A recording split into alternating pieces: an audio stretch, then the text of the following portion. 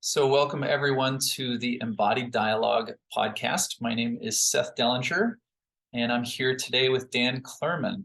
And Dan and I had one conversation previous and kind of just got the sense that there was a lot more to talk about.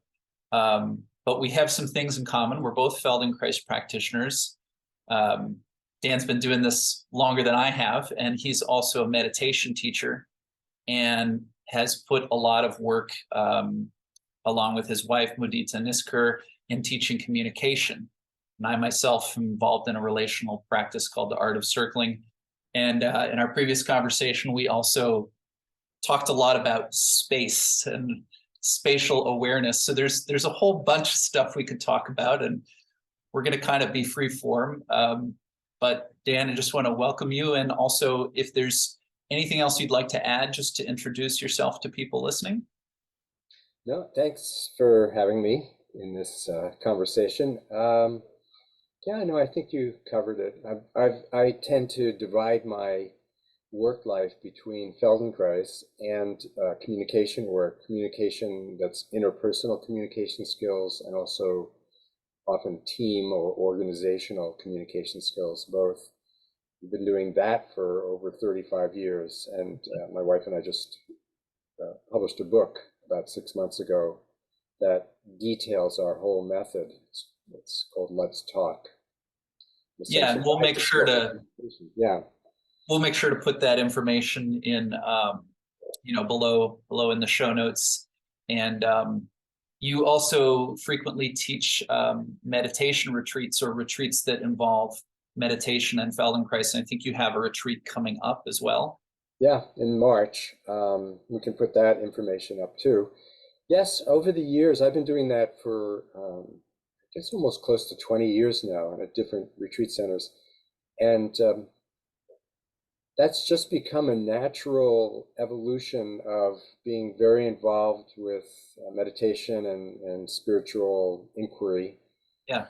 contemplations of different kinds, and doing Feldenkrais work. And the two of them seem to blend really well. I've had a very long standing interest in the whole body-mind healing adventure, Right. and anchored that a lot in Feldenkrais, but also explored a lot of other modalities, martial arts and different healing modalities. So over time, they just tend to all inform each other, intermix, and certain practices and certain types of experiential inquiry has just crystallized from doing it for so long.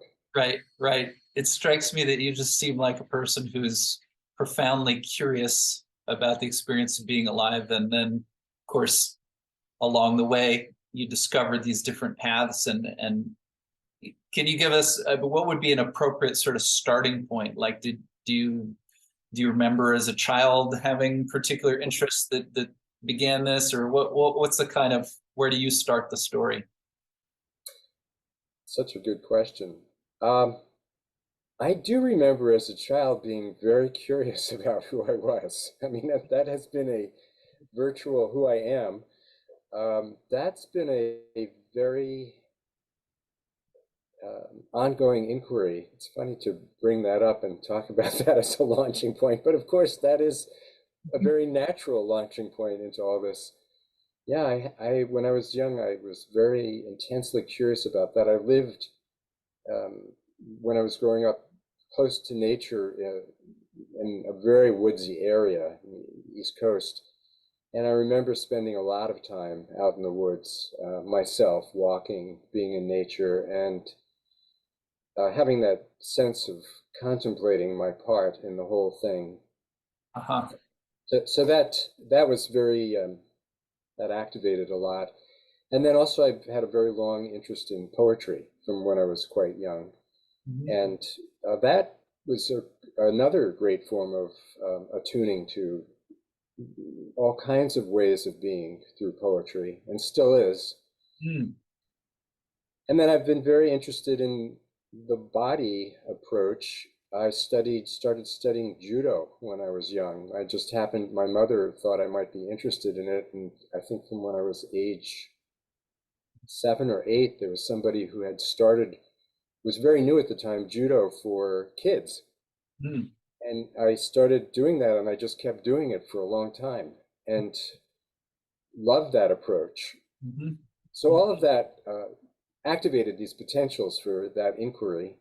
mhm, When I came out to California, that in the early stages of the human potential movement, the whole body-mind exploration was really big. I went to massage school, and mhm, then I just tried all kinds of different modalities, like Rolfing Feldenkrais at the time, Traeger work, started meditating a lot, doing Buddhist mindfulness meditation. So it all just kept evolving pretty naturally from being very, very curious. And I guess the central question is, who am I? What is the nature of existence? That's mhm, been there mhm. for a long time. Right. Well, that's kind of the classic, almost unanswerable question, like when we really ask, who am I? And of course, this is a practice. I'm sure there's other figures, but one of the references I'm familiar with is like Ramana Maharshi.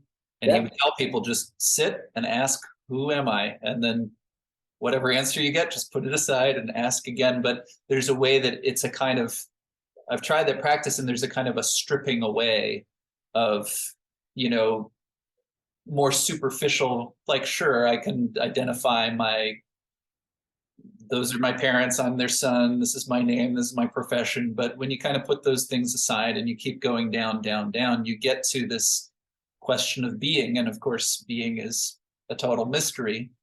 Um, but I'm curious, even though I'll presume you haven't solved the mystery. If you have, I'd love to hear about it. But have you found that through all that different experimentation and exploration that you did start getting progressively, I don't know, just new answers to that question, who am I? Is that sort of, you began to clarify certain things at different stages as you went yeah. through these different practices? Well, it's it's always a direct experiencing. In right now, it's the same thing of what is the nature of being conscious? What's the nature of being aware?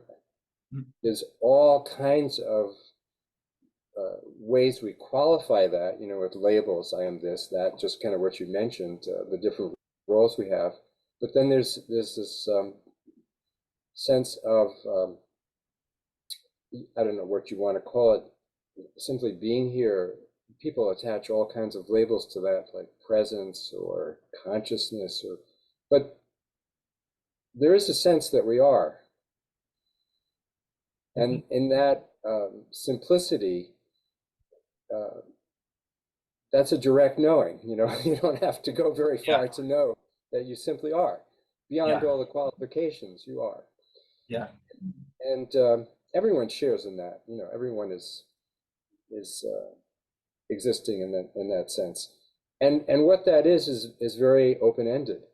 There are, we use language, of course, to navigate and create these maps for coordinating with each other and creating types of understanding with each other.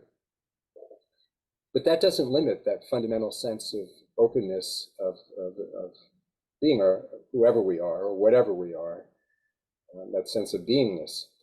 So, I mean, that's kind of going very uh, cutting to the chase, you could say. Yeah. Um, but then there are all these other relative ways in which to conduct that exploration. And certainly Feldenkrais is a wonderful way to do that. That's one of the things that I loved about it when I encountered it, is that the Feldenkrais method um, asks you to explore without necessarily arriving at a conclusion or an answer, because Feldenkrais used to say when you do a lesson, that's an approximation of something. It's not a final conclusion. Mhm. It's just an understanding at that time or an experience at that time. So the beauty of the Feldenkrais lessons is you're using your own body-mind system. You're using your own um, experience of being here in this place in a field of gravity on a planet in which you're constantly orienting to time and space and location. So it's very basic. It's very basic. And we're constantly going through our day, perceiving what's going on and organizing those perceptions and organizing our responsiveness to what we perceive, our actions, in very direct ways. How do we cook a meal? How do we get up, walk from here to there? How do we relate to each other in a conversation? Right. It's all about how we organize our perceptions and actions in a field of gravity. And Feldenkrais explores that in a very straightforward at times way. Yeah. Even before you started specifically talking about Feldenkrais, I was thinking about a phrase from Feldenkrais, which it's the name of one of his books. He talks about the elusive obvious. And yeah, what I'm struck by is it is basic, like a particular awareness through movement lesson that comes to mind, a Feldenkrais lesson. One of them essentially is flex and extend your ankle. And that's kind of all you do the whole time, but you really pay attention to it. And so, you've described all these different things that in other modalities as well as Feldenkrais, you're just kind of curious about the basics. And yet so many of us are not curious, right? We don't stop to think that I live in the field of gravity. I mean, maybe we talk about it in a science class, in school, but then, so, there's a real value in looking at these things that he calls obvious, but they're also elusive in the sense they're so easy to overlook. Definitely. Well, you will pay attention to them when you have some sort of injury or interference in them. That gets your attention. Right. Life tells you to pay attention to certain things. Yeah, it'll get you to pay attention that way. Sure. I mean, that's so true. I think part of what we have to do in some ways is we form these habits, which is natural. But the habits become shortcuts that are adaptive at one time in our lives, but may not be so adaptive in another period of our life, developmentally. So the things you did when you were 25, and even in terms of things like exercise, you're not going to do it in quite the same way when you're 50s. You need to change those habits, but that requires exploring a bit. What is the actual habit, and how do you do that, and how do you open that up for exploration? And the Feldenkrais method is so perfect for that. Because it asks you to slow down, take a look, play with doing less. The whole issue of how do we regulate ourselves as a system, and how do we do it in ways where we explore new options for doing that? How do we create new options? How do we learn from what we are doing to create new possibilities for ourselves? That's what the method is so beautiful at. Yeah.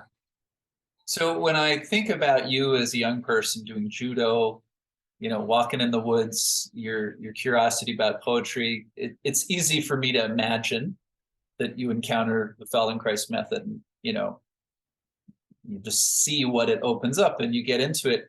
And at the same time, as we were saying, these interests don't come to a lot of people unless suddenly, oh, now I have an issue and someone tells me to go see the Feldenkrais practitioner.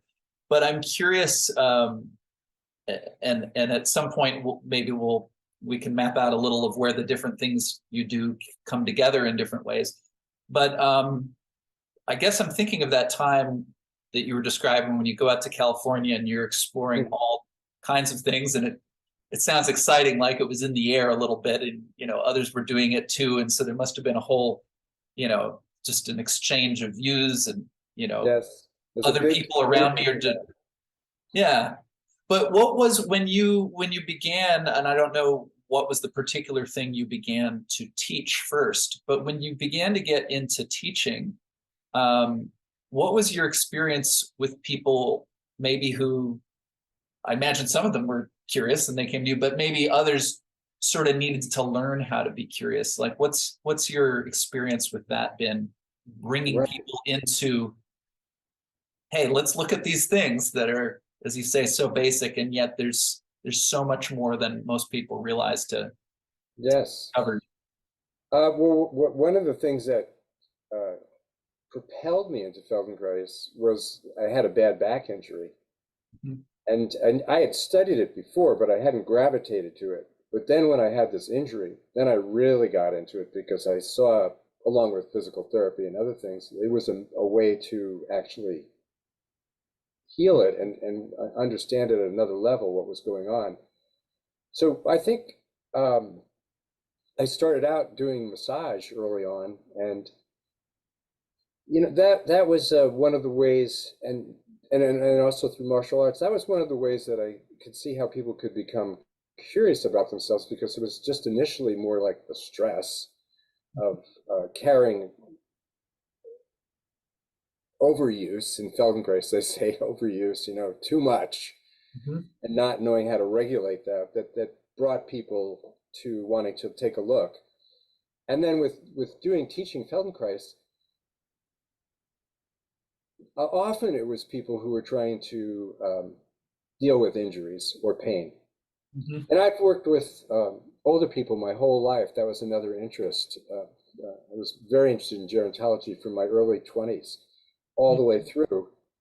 And just the process of aging and dealing with the inevitable issues of making adjustments to aging in the body, that was another way that I was sort of introduced to people becoming more sensitive to that. Because with aging, you really need to adapt to how your body is changing, and what you can and can't do. Right, Or if you do it now, how do you do it differently? right, right. So that all started to show up, especially with Feldenkrais practice. Yeah. So I think a fair number of people who watch this YouTube channel will know something about the Feldenkrais method, but maybe I could ask you a specific question partly with that in mind. But we could use your example. So you've encountered the Feldenkrais method, and then say that's cool, but I'm doing all kinds of things. Then you have some pretty serious back pain, and so you go into that. And just one other thing I want to mention: you used a word already, inquiry. And when we talk about inquiry, we often think of what we're doing, something verbal. And yet there's a way that I think Feldenkrais work, even when we're not talking about the practitioner working with the client in the hands-on situation. We could call that a dialogue of sorts. But when I'm lying on the ground and I'm just listening to verbally directed instructions that are essentially telling me to do a certain movement, but B, to pay attention to certain things.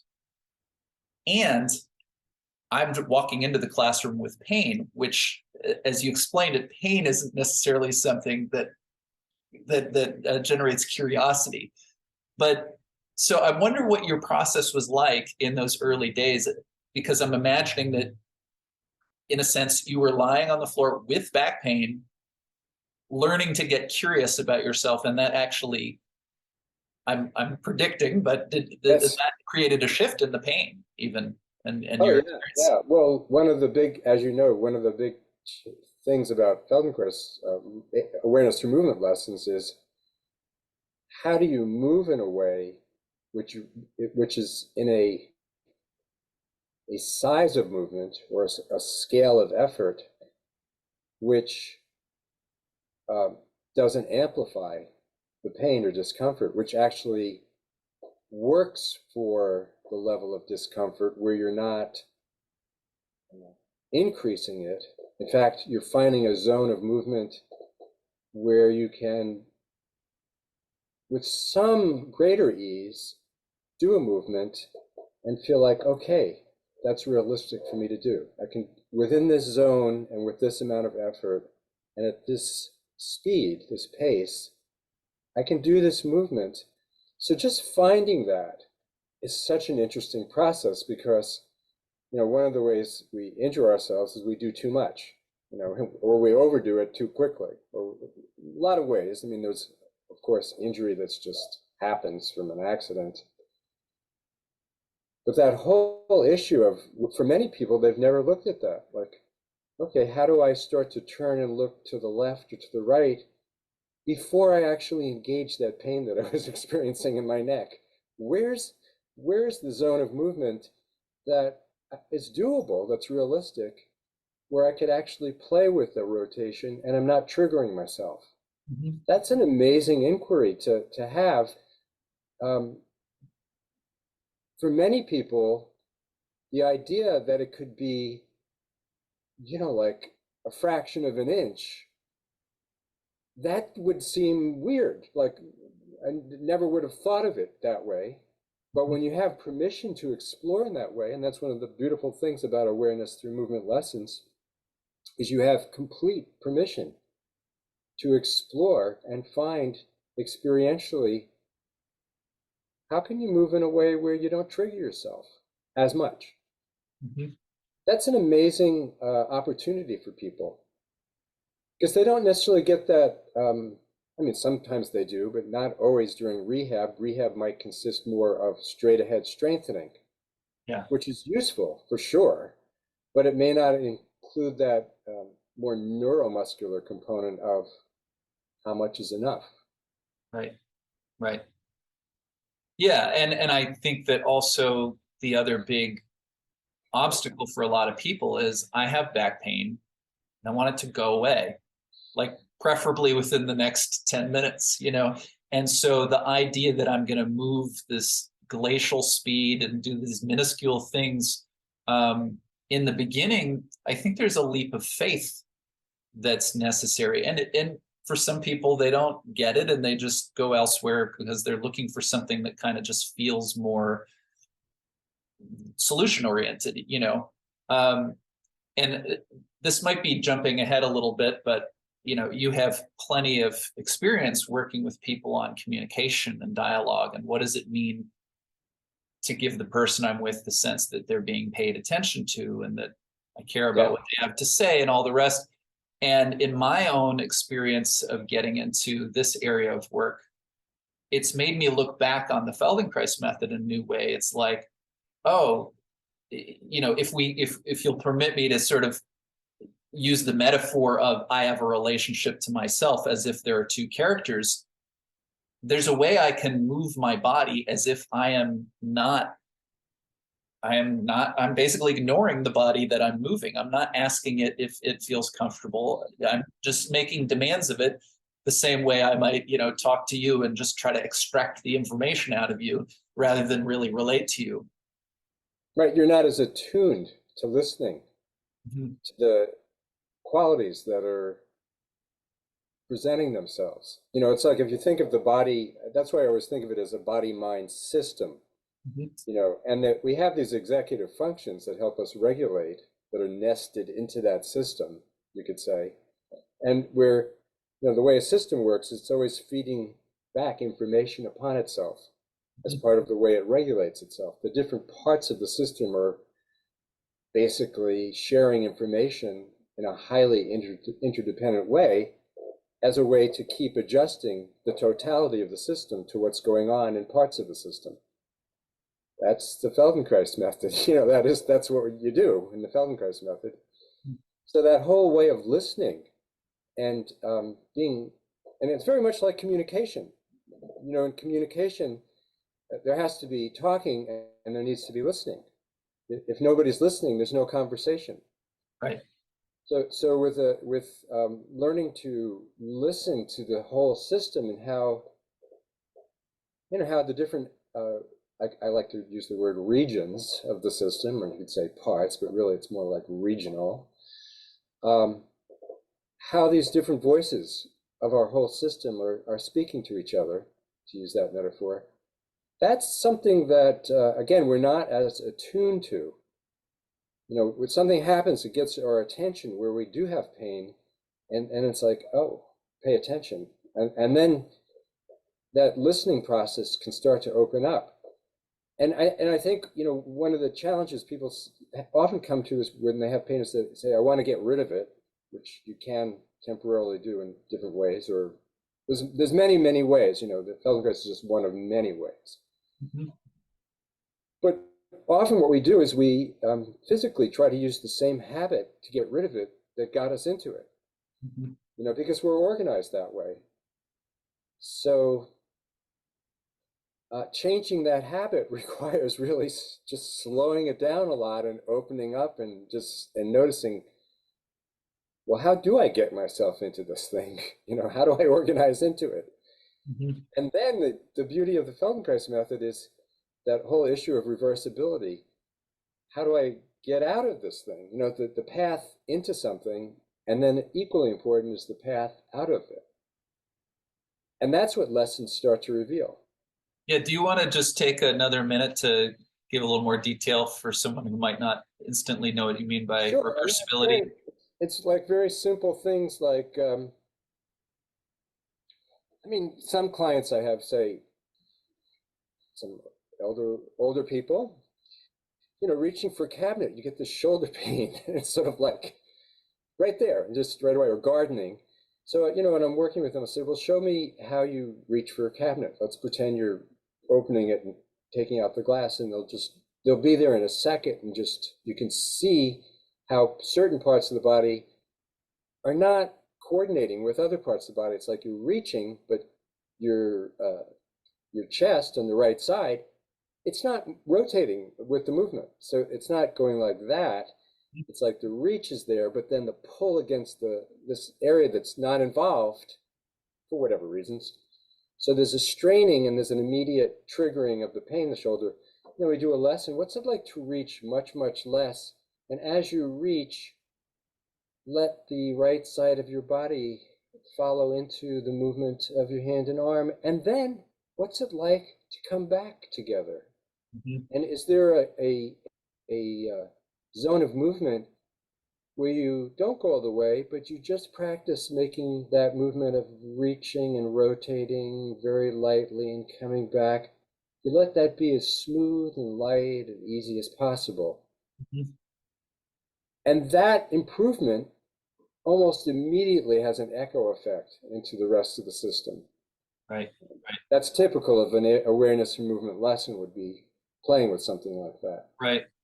Well, I was struck by this when I began to study the Feldenkrais method because that what you just described, one of the things that Feldenkrais would often say is, could you reverse the movement at any point? Like, could you reach for the cabinet, stop 75%, come back, go 40%, then go? And so, but he sort of said, if you can do that, like if you can go forward, reverse, that shows that you have this total control, as opposed to sort of the thing you talked about in the beginning, like I take my chest opposite, and then at a certain point, I'm just struggling, and then I'm sort of like, it's like I hit a pothole that I have to climb up out of before I can do anything. Whereas if I'm just in a smooth surface, I can at any moment.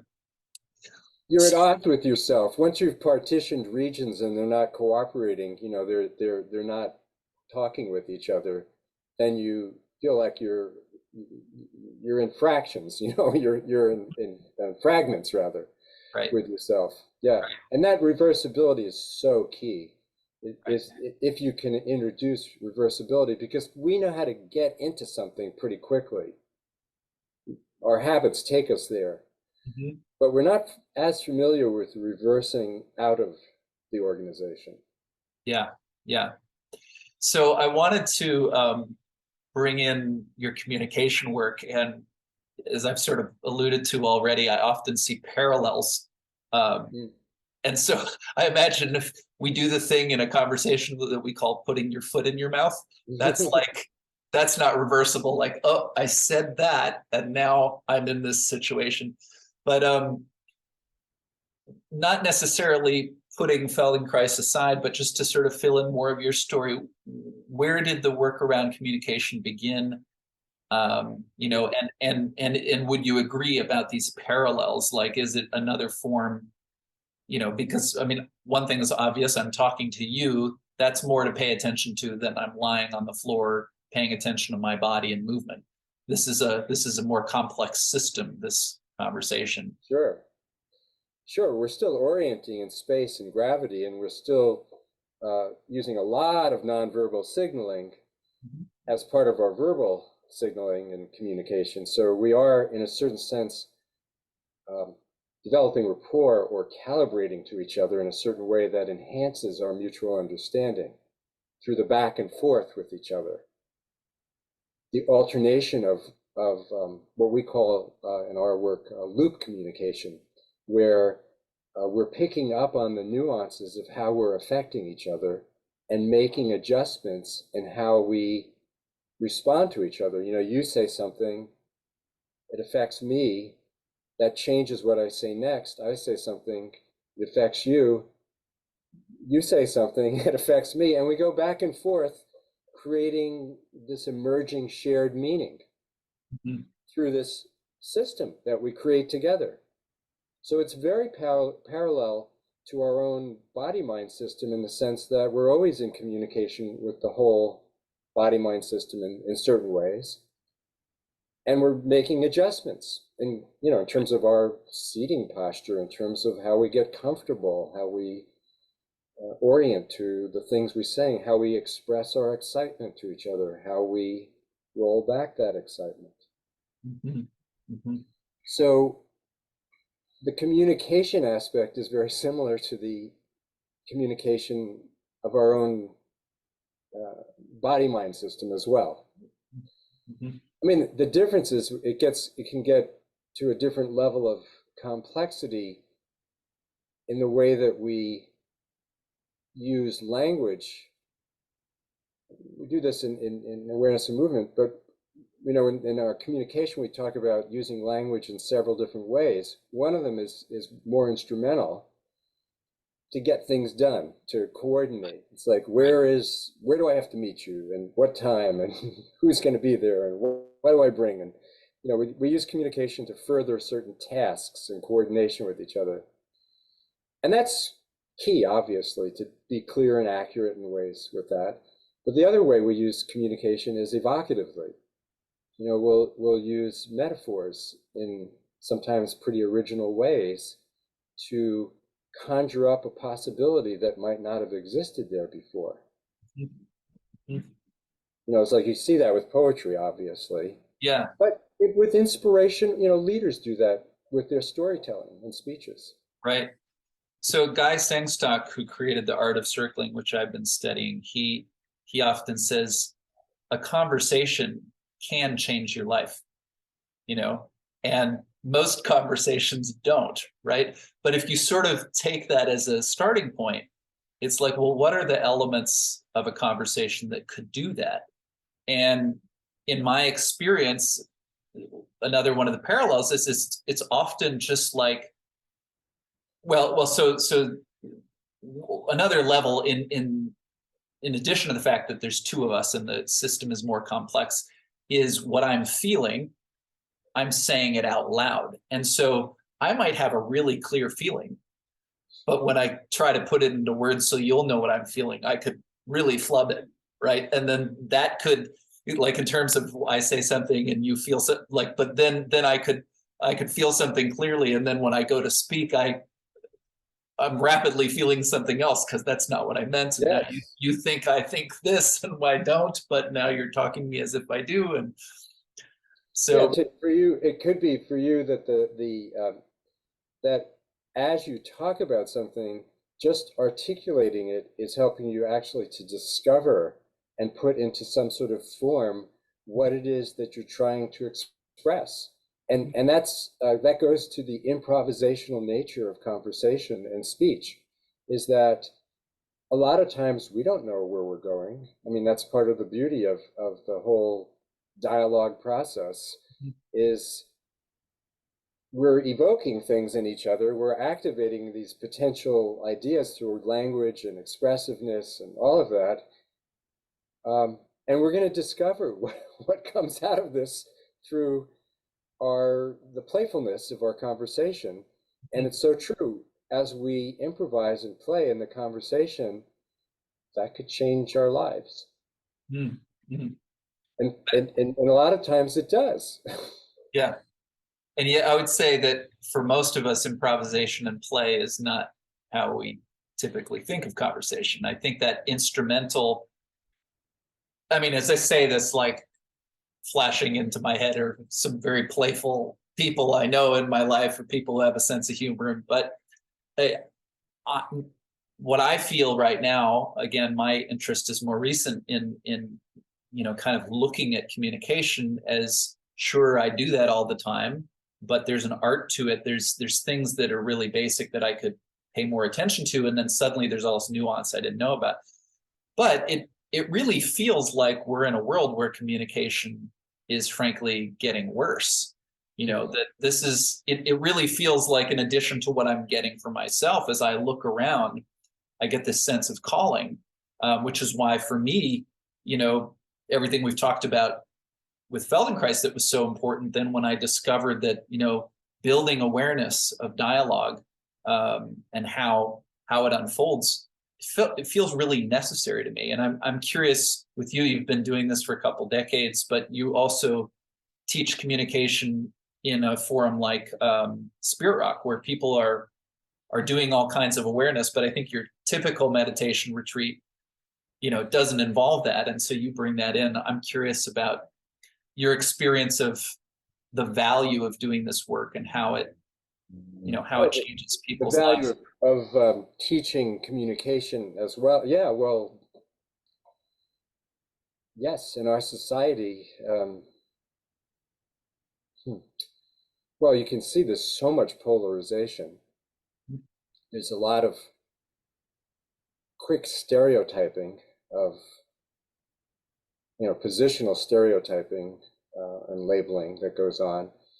There's a kind of decline in critical thinking insofar as opinions are often treated as facts, or people have this idea that, that the standards for facts is gone in some way, what a fact is versus an opinion. So that the tools of critical thinking and also of communication are very important if we want to move into some sort of more civil discourse. Mm-hmm. Maybe civil is not a great word. There's a lot of words, but some sort of discourse where we're trying to open up the understanding between each other and find areas of common ground, areas where we can forge some sort of common ground with each other through Mm-hmm. conversation.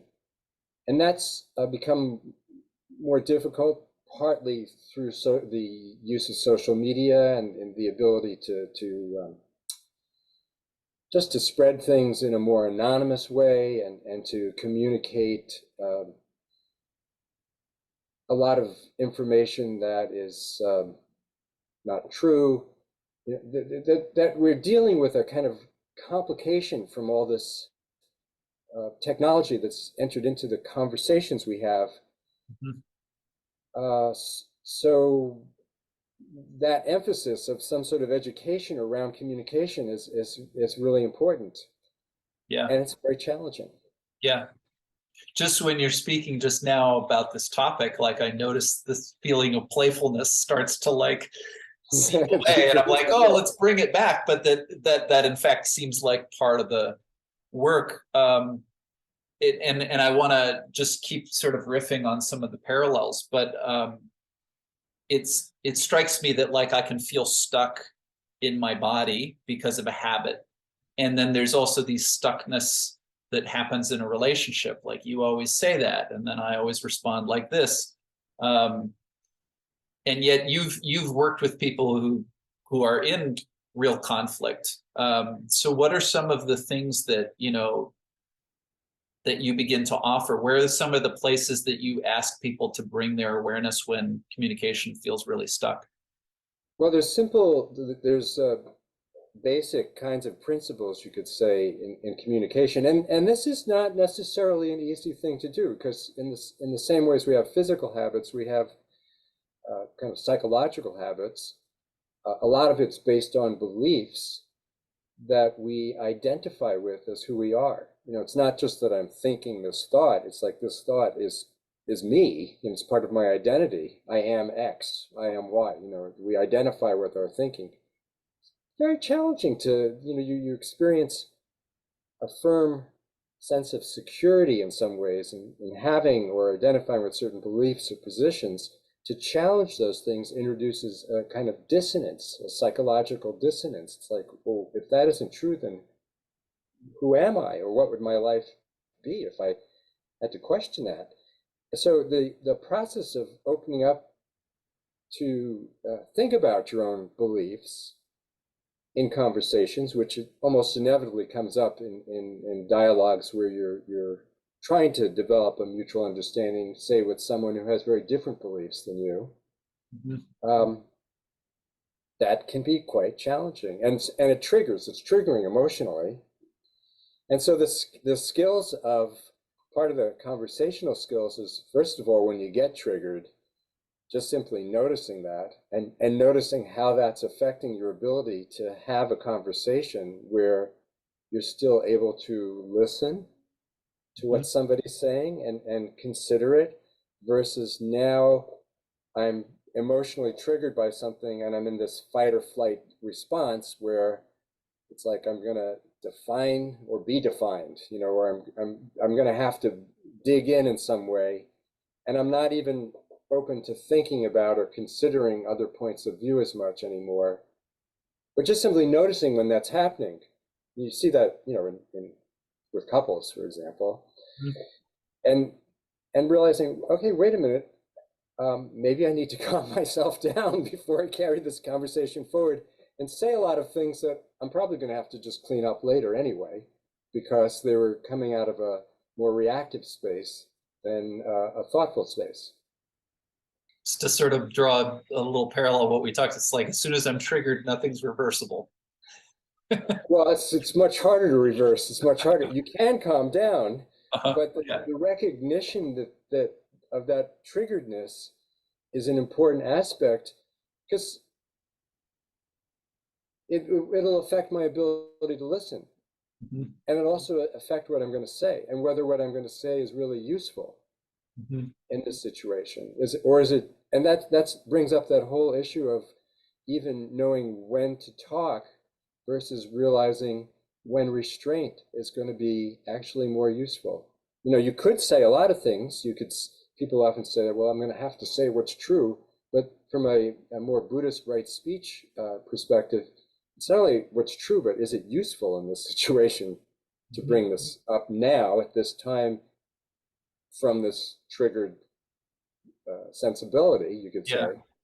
That's really interesting. I mean, I can definitely remember in my own experience saying things that did not make my situation better after I said them. But before I said them, I had this feeling like, oh, I have to say this. I have to, and then you find yourself spitting something out that you wish you You have to hadn't said. clean it up later I on. kind of felt like I had no choice. I mean, how could I not say it? But obviously, there's a lack of ability to pause that's going on there. It's very much related to the same kind of issues we were talking about with Feldenkrais, which is the range of self-regulation. I don't like to use the word control because I don't actually think we have control in that sense. We have influence, but we don't have control in a kind of linear cause-effect way. But we have some range of regulation, you could say, that we're playing with. Yeah, that the ability to regulate your movement and how you take action is communication is just part of that. It's the same aspect of another part of the body-mind system. Whether Right. to say something, whether knowing something, saying something is useful at this time, what to say, how much to say, being able to know when to stop talking, being able to recognize when someone's trying to enter into the conversation and they're ready to respond, and then to shift gears. This, in our communication work, one of the things we talk about is probably one of the most fundamental and important skills is just deciding whether to talk or whether to listen, because they have very different functions in conversations. And it's easy, and most of us are conditioned to be a little bit more on one side of the coin than the other. I mean, I grew up more with a family of people who talked a lot, and it influenced my own ability to listen, which I don't think was all that good when I started doing the communication work. Mhm. Yeah, But that's a habit that, needs to change. It's just knowing when to talk, when to listen. right. I can feel that right now. It's like I'm sitting with this guy, Dan. He's really interesting. I know all of these different things, and there's all these questions. And yet, if I just don't talk, he'll probably reveal more anyways. So it's like, I mean, I'm actually, I want to ask you about that because that's also an experience I've had before. It's not so much that I'm in conflict with this person, but I find them really interesting. And they just said something that gave me an idea. And then they said another thing that gave me an idea. And I can imagine all these connections. And yet I don't think they finished making the point they wanted to make. And like, I experienced that many times. I think still happens to me. Probably feel like I'm doing. Hmm. Someone else can tell me if I'm doing a little better today, just because by you talking about it, I'm like, oh, yeah, I think I'll listen now. Right, but you find it sounds like you find your own curiosity and excitement uh, can almost repel you further to maybe asking a lot more questions, or not sure whether to come in and say something at this point, or just not say something and leave more room for the person to keep talking. Yeah, I mean, it could just be like what I also notice in my body is it's a sense of like speeding up, right? Oh yeah, And so, which is, like we could talk about I'm stressed out and it's speeding me up, but the fight or flight thing, like sometimes I want to be a good fighter. Like I'm juiced up. This is fascinating. I got stuff to say. I got questions to ask. And yet I can be with a person and feel like all this positive feeling like that. And it could still end badly because I don't know how to manage that sort of excitement that I'm having. sure. Of how to regulate that, and to what degree to kind of ride off of it and use it in the conversation, versus maybe getting so excited that it starts to overtake your ability to sort of figure out how Right, do I want to be in this conversation. right, right. Yeah, yeah. Absolutely. And that's again that issue of sort of self-regulation. Mhm. And Mhm. from a Feldenkrais perspective, it's how much excitement is just right for this situation. Right. Well, so I'm going to tell you what I'm excited about now, and also like Sure. some concern, am I getting ahead of myself? But there's another area that I'd love to discuss with you, and we've started this before, which is the question of space, Mm. right? So maybe we could say in our conversation on Feldenkrais, we've been talking a bit about how I relate to my body, communication, how do I relate with another person? But a big area of your work is also relationship to the environment. And so in our previous conversation, maybe we can link that as well under the video. We had a conversation about awareness through movement and how you like to really bring in space and like awareness of the space around me, the space inside my body. You told me about this guy, Tartan Tulku, and this book, Time, Space, and Knowledge, which is quite a trip. And maybe we'll talk a little bit about it.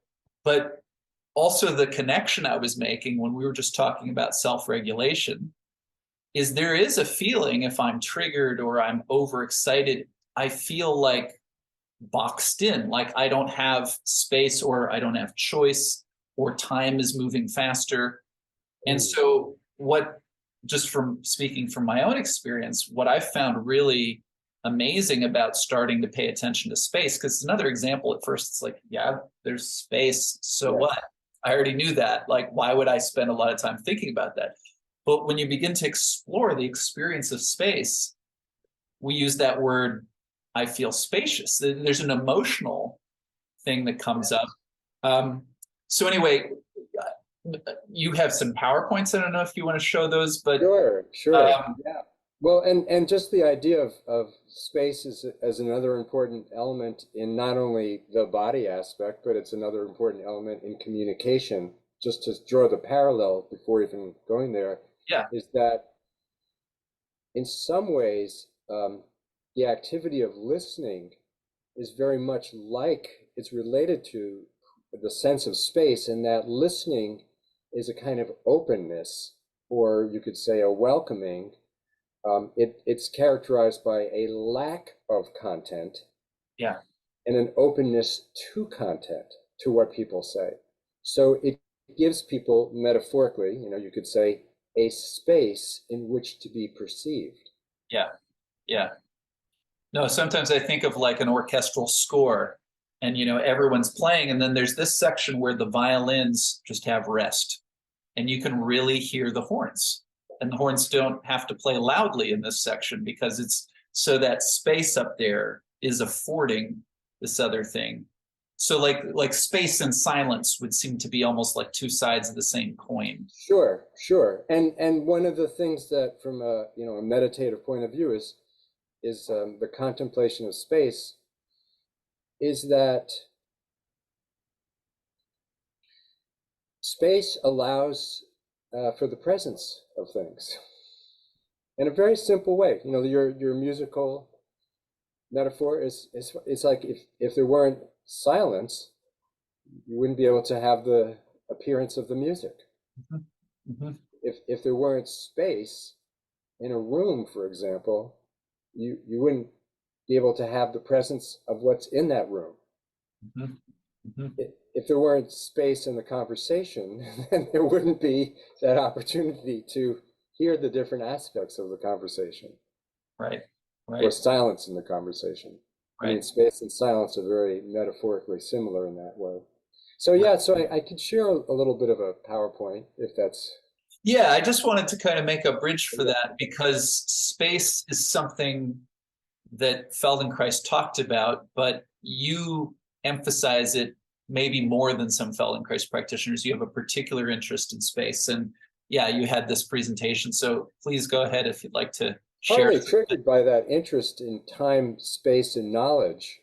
Mhm. Um, so I'll bring up a slide. Yeah, great. The quote from Time, Space, and Knowledge. And I think it's very profound. I mean, one of the things that he says in the book early on, there's different contemplations, there's whole sections on space, is that whatever we do in our terrestrial life, when we look up, there's always the space of the sky above us, Hmm. open, inviting, it's accommodating. So I love that. I love this quote of Walt Whitman's, I inhaled great draughts of space, because it's actually very related to something that I experience in terms of the body and space, is that we are surrounded by the space of the environment. But also, as you do Feldenkrais work and other meditative disciplines, so I'm thinking of a psychologist I studied with, Judith Blackstone, who introduced this, for me, a kind of contemplation of the inner space of the body in very specific ways, which is related to certain Tibetan practices as well.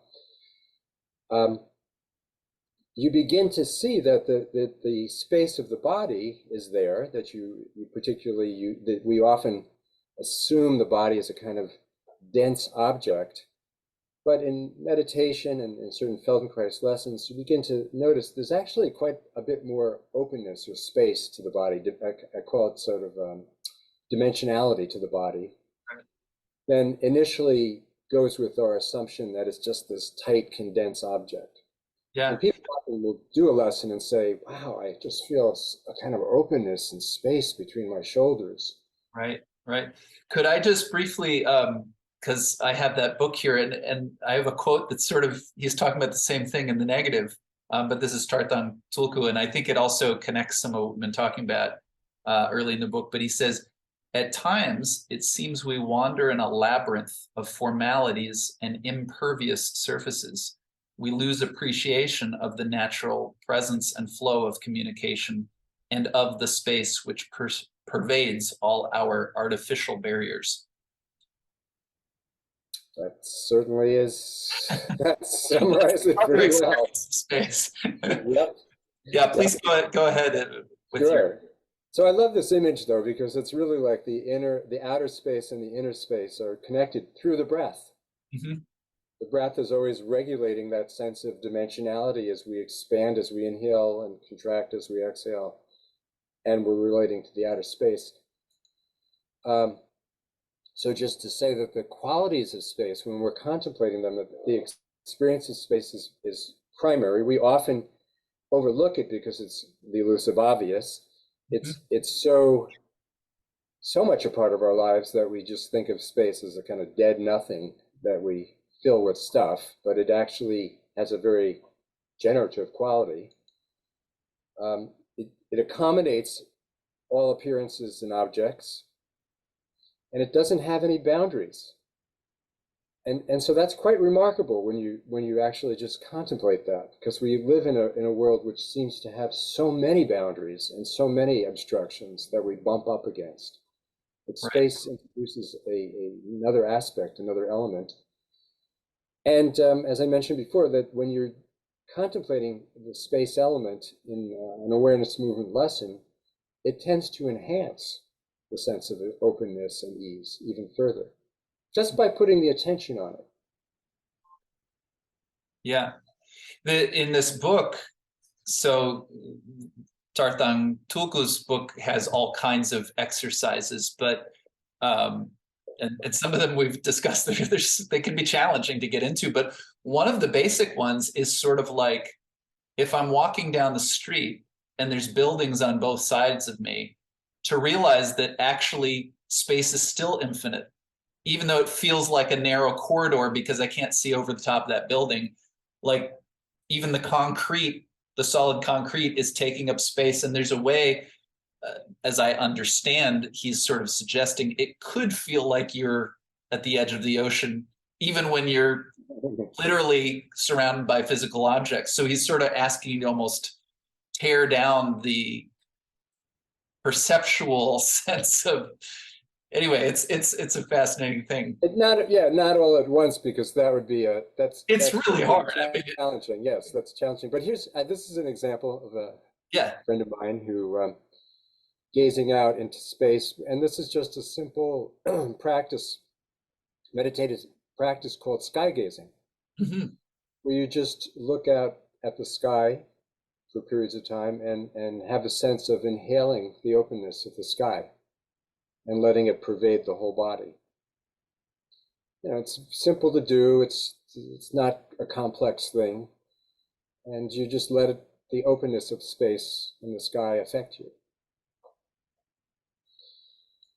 So, yeah, that's one way to do that, and I combine that more often now with awareness and movement lessons, particularly through the breath. You know, the breath is a great vehicle, because the breath is so much a part of our own self-regulation, and that when we move in harmony with our natural rhythm of breathing, and are able to feel and sense and rest in that natural rhythm of breath, that also sensitizes us to the space element in certain ways, because you feel the expansiveness of the whole body with the inhalation, and you can actually feel the changing experience, not in any esoteric way, in the most simple way.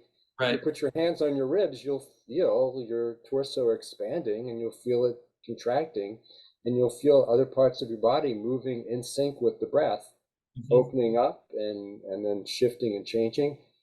And then if you add the experience of feeling the space of the room as part of that, and feeling the space of the body and the space of the room at the same time, there's this sense of being a little bit more open to your environment.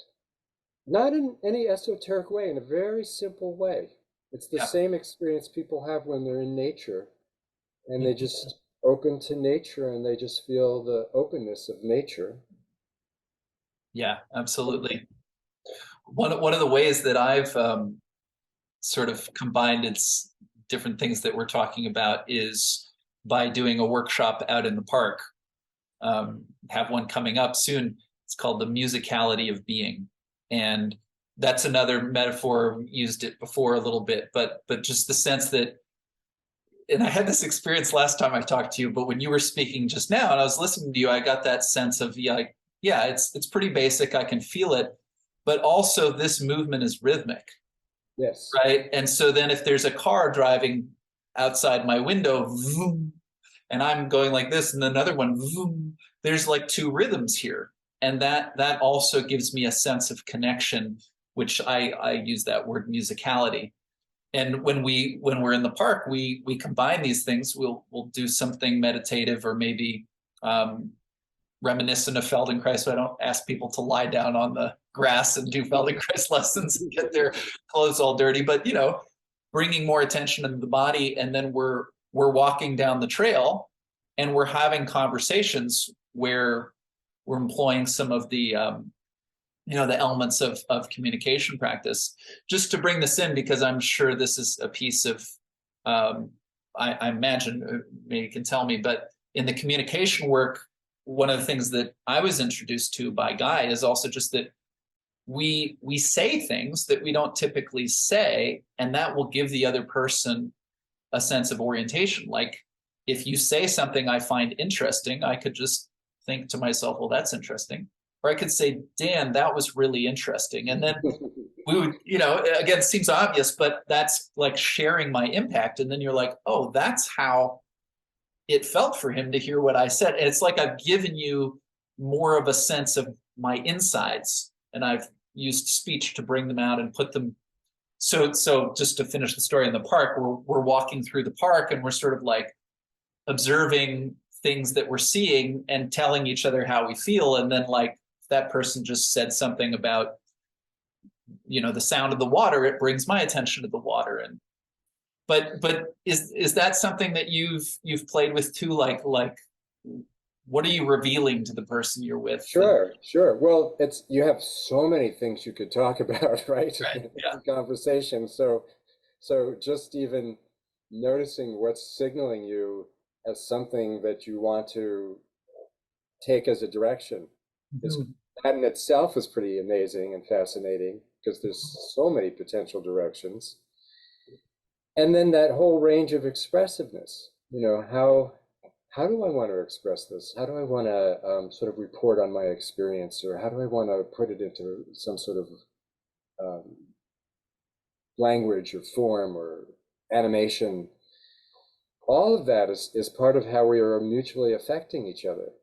Mhm. So sure, that enters into it. Sometimes you want to be more considered, and sometimes you just feel like it's just part of this dance you're in now, and you're just going to let that shape itself in the moment and Mhm. be improvisational. So, it's sort of there's so many ways to have conversations. Mhm. And, Mhm. as you move away from the instrumental to more evocative and playful or more expressive, then you can go in that range. You can have that exciting or creative or generative conversation. And then you can, if you need to get into more instrumental, you can go in that direction. Mhm. So from our point of view in the communication work, there's so many possibilities, Yeah. Yeah. but there's still these basic principles at work that you could say. One of them is this idea of, are you talking or are you listening? And we call that a process communication, because that's, whatever you're talking about, the content is almost infinite of things you could talk about. But the process principles, there's just a few. That's one of them. Mhm. Whether to talk or listen. Another one is what we call flooding versus chunking, which is how much to say before it's too much. And it starts to decrease that loop interaction that I have. So the other person starts to drop out of the conversation because they're being flooded with too much. Mhm. So that's another principle. Do you ask in that case, do you ask people to just sort of like watch your listener, like observe their. Absolutely, definitely, yes, right, right. Your listener is both verbally and non-verbally signaling you about sort of how they're being affected by what you're saying as a sender, you could say, Hmm. and also when they want to get in and respond to what you're saying before too long, Right. and knowing how to pick up on that, Mhm. which for me it took me a long time to learn to pick up better on that, Mhm. um, and then to stop talking to move to listening. Mhm. and Mhm. create the space for that response. Yeah. Yeah. So I'm just noticing we probably just have a little bit time left because I know you have somewhere to be. Um, but given all that we've covered, my last curiosity, well, not my last curiosity, but my last Another. one for today was I am curious with all of these different realms, what for you is the blending process? Like I imagine you could be with a person and you could be on the one hand noticing something about how they're communicating verbally, and on the other hand, you're noticing their movement, and maybe there's, even other things that they're saying that reveal something about their level of awareness that might relate to meditative work. Um, and I know that you do some blending in the workshops you teach. Oh yeah. So anyway, I'm just curious. I don't know if you work with individual clients where anything goes, or if people typically come to you for Feldenkrais or for communication, and that's already predefined. But I just imagine that what you're seeing Yes. with someone has these different parameters that are all visible to you, and then what do you do with that? Well, I mean, I think after a while, it just sort of becomes I'm with someone and we're interacting.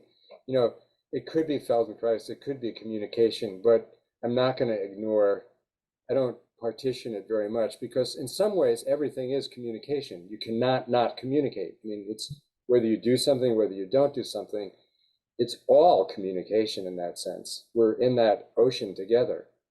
So I'm just being responsive to what people are doing, even if it's Feldenkrais, because I do a lot of work on Zoom, mostly all of it since the pandemic.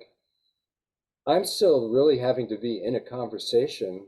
It might be more related to the body-mind system, you could say, um, but it's all going to be communication. I have to find out, I have to elicit what's going on. I have to shape my responses to what the requests are. I have to be in that loop in terms of if I'm doing an awareness or movement lesson, what actually is being called for in the moment. It's all communication. Hmm. And similarly, if it's communication oriented, there's a way in which someone's trying to express something, and of course, they're bringing their physicality into it as well. So you can coach on that as well as the content of what's said. Mm-hmm. How Mm-hmm. is it that someone wants to express that? And when is it that they have a sense of embodying their voice, you could say? Mm-hmm. Speaking in a way where there's a sense of, yes, this is what I wanted to say. This is how I want to, this is the kind of language that I want to use. This is the kind of tone that I'd like to state this in. And then that sense of clarity. Yes, now I'm beginning to discover this is really the direction I want to go in a conversation or in my life. Yeah. That all emerges in the same, it's just an encounter of two people or more than two people Right. being together. Well, what I think is really cool about this too is, you'll often hear this around different practices like, okay, we did this, it felt great, but can I keep this?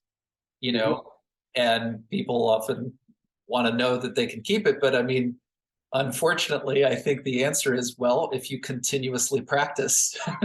But if I know how to practice when I'm in conversation, as well as when I have an hour where I can lie on the floor and work with my movement, it gives me different contexts to practice.